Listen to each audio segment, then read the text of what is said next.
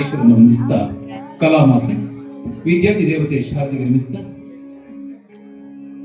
ಸ್ಥಳ ದೇವರಾಗಿರುವಂತಹ ಶ್ರೀ ವಿಷ್ಣುಮೂರ್ತಿ ದೇವರ ಪಾದಾರವಿಂದಕ್ಕೆ ನಮಸ್ಕರಿಸ್ತಾ ವೇದಿಕೆ ಮುಂಭಾಗದಲ್ಲಿರುವಂತಹ ಎಲ್ಲ ಭಕ್ತಾಭಿಮಾನಿ ಕಲಾಭಿಮಾನಿ ಬಂಧುಗಳಿಗೆ ವಂದಿಸ್ತಾ ನಾವಿಂದು ಕುಮಾರವ್ಯಾಸ ಎಂದೇ ಪ್ರಸಿದ್ಧನಾದ ಗದುಗಿನ ನಾರಾಯಣಪ್ಪನ ಕರ್ನಾಟಕ ಭಾರತ ಕಥಾಮಂಜರಿ ಇದರ ಉದ್ಯೋಗ ಪರ್ವದ ಕರ್ಣಭೇದನ ಎನ್ನುವಂತಹ ಪ್ರಸಂಗವನ್ನ ವಾಚಿಸುತ್ತಿದ್ದೇವೆ. ಮೊದಲಿಗೆ ಶ್ರುತಿ ಪದ್ಯ.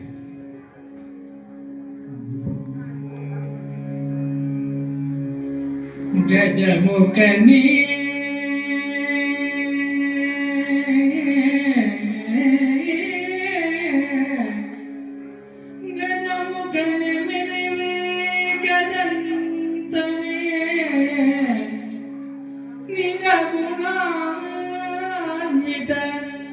ಪರಶುಧಾರನೇ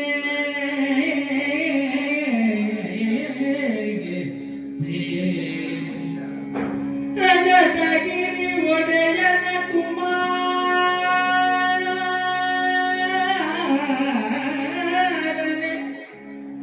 ರಜತಗಿರಿ ಒಡೆಯನ ಕುಮಾರನೇ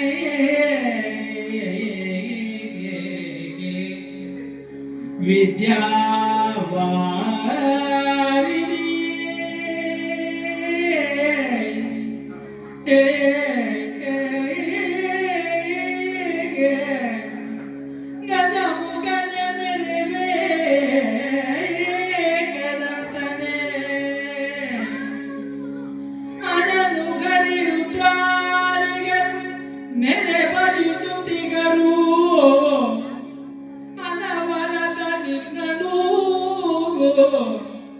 ತ್ರಿಜಗವಂದಿತ ಗಣಪ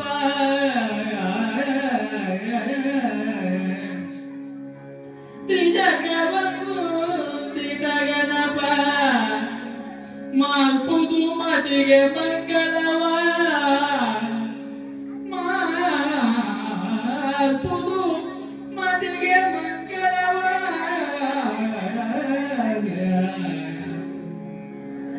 ಸರಸ್ವತಿ ನಮಸ್ತುಭ್ಯಂ ವರದೇ ಕಾಮರೂಪಿಣಿ ವಿದ್ಯಾರಂಭಂ ಕರಿಷ್ಯಾಮಿ ಸಿದ್ಧಿರ್ಭವತು ಮೇ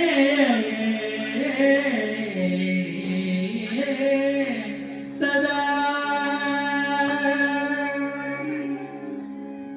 ಶುಕ್ಲಾಂ ವರದರಂ ವಿಷ್ಣುಂ ಚತುರ್ಭುಜಂ ಪ್ರಸನ್ನವದನಂ ಧ್ಯಾಯೇ ಸರ್ವವಿಘ್ನೋಪಶಾಂತಯೇ ಶಾಂತಾಕಾರಂ ಭುಜಗಶಯನಂ ಪದ್ಮನಾಭಂ ಸುರೇಶಂ ವಿಶ್ವಧಾರಂ ಗಗನಸದೃಶಂ ಮೇಘವರ್ಣಂ ಶುಭಾಂಗಂ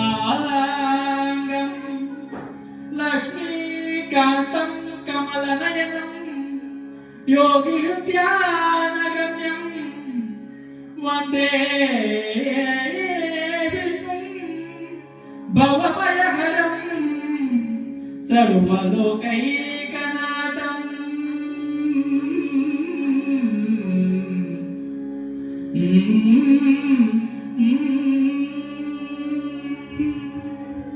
ಕುಮಾರವ್ಯಾಸನು ಹಾಡಿದ ನಂತರ ಕಲಿಯುಗ ದ್ವಾಪರ ಆಗುವುದು, ಭಾರತ ಕಣ್ಣಲ್ಲಿ ನೆನೆಯುವುದು ಎಂಬುದಾಗಿ ಕವಿ ಕುವೆಂಪುರವರು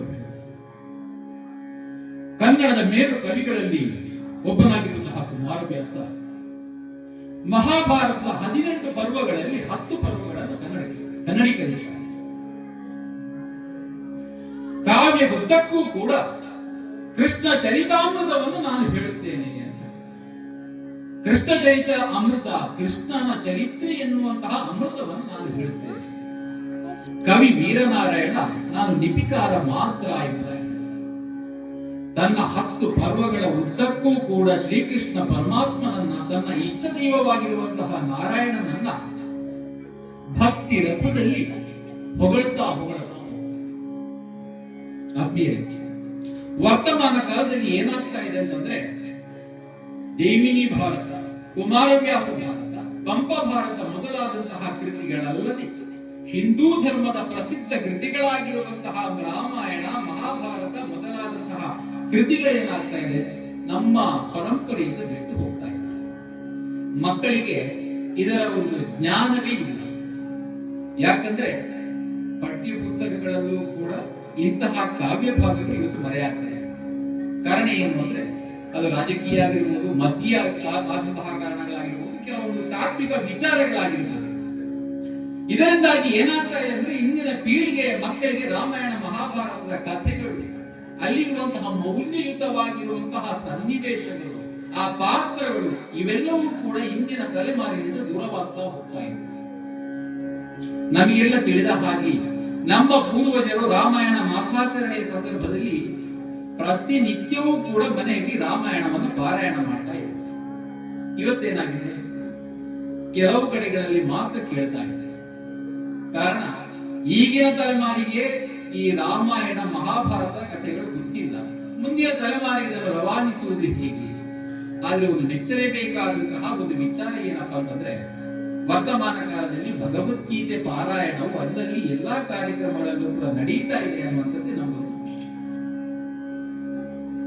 ವೈಜ್ಞಾನಿಕರಣ ಎಲ್ಲವನ್ನೂ ಕೂಡ ಪ್ರಾಯೋಗಿಕವಾದ ನೆಲೆಗಟ್ಟಿನಲ್ಲಿ ಯೋಚಿಸುವಂತಹ ಮನೋಭಾವ ಇವತ್ತು ಬೆಳೆದುಕೊಂಡ ಕಾರಣ ಏನಾಗಿದೆ ಅಂತಂದ್ರೆ, ರಾಮಾಯಣ ಮಹಾಭಾರತ ಅಲ್ಲಿಯ ಸನ್ನಿವೇಶಗಳು, ಪಾತ್ರಗಳು ಇವೆಲ್ಲವನ್ನು ಕೂಡ ಮನುಷ್ಯ ಪ್ರಶ್ನಿಸ್ತಾ ಹೋಗ್ತಾನೆ. ಬಹುಶಃ ಅದು ಹೆಚ್ಚಾಗಿ ನಮ್ಮ ಧರ್ಮದವರಲ್ಲಿ ಮಾತ್ರ ಕಾಣುತ್ತೆ. ಉಳಿದ ಧರ್ಮದಲ್ಲಿ ಧರ್ಮಕ್ಕೆ ಸಂಬಂಧಿಸಿದಂತಹ ಯಾವುದೇ ಕೃತಿಗಳು ಮತ್ತು ನಂಬಿಕೆಗಳನ್ನ ಪ್ರಶ್ನಿಸುವಂತೆ ಇಲ್ಲ, ಪ್ರಶ್ನಿಸುವುದೇ ಇಲ್ಲ. ಆದ್ರೆ ನಮ್ಮ ಧರ್ಮದಲ್ಲಿ ಏನಾಗ್ತದೆ ಅಂದ್ರೆ ಒಂದಿಷ್ಟು ನಾವು ಜ್ಞಾನವನ್ನ ಪಡೆದುಕೊಂಡು ಹೋದ ಹಾಗೆ ಇಂತಹ ಪ್ರಶ್ನಾರ್ಥಕವಾದಂತಹ ಮನೋಭಾವ ಬೆಳೆಯುತ್ತದೆ. ರಾಮ ಯುದ್ಧ ಹಲವು ಸೇತುವೆ ಕಟ್ಟಿದ್ದ ಹೌದಾ? ಮಹಾಭಾರತ ನಡೆದದ್ದು ಹೌದಾ? ಇಂತಹ ಪ್ರಶ್ನೆಗಳು ನಮ್ಮಲ್ಲಿ ಮೂಡ್ತಾವೆ. ಯಾಕಂದ್ರೆ ಇದು ಜ್ಞಾನ ಇದೆ, ಜ್ಞಾನಕ್ಕೆ ಮಿಗಿಲಾದಂತಹ ಬೌದ್ಧಿಕವಾದ ಮತ್ತು ವಿವೇಚನೆಯನ್ನು ಮಾಡುವಂತಹ ಶಕ್ತಿ ಇಲ್ಲದಿರುವಂತದ್ದು ಇದಕ್ಕೆ ಮುಖ್ಯ ಕಾರಣ. ಜ್ಞಾನ ಪ್ರತಿಯೊಬ್ಬರಿಗೂ ಕೂಡ ಇರ್ತದೆ, ಜ್ಞಾನ ಮುಖ್ಯ ಅಲ್ಲ.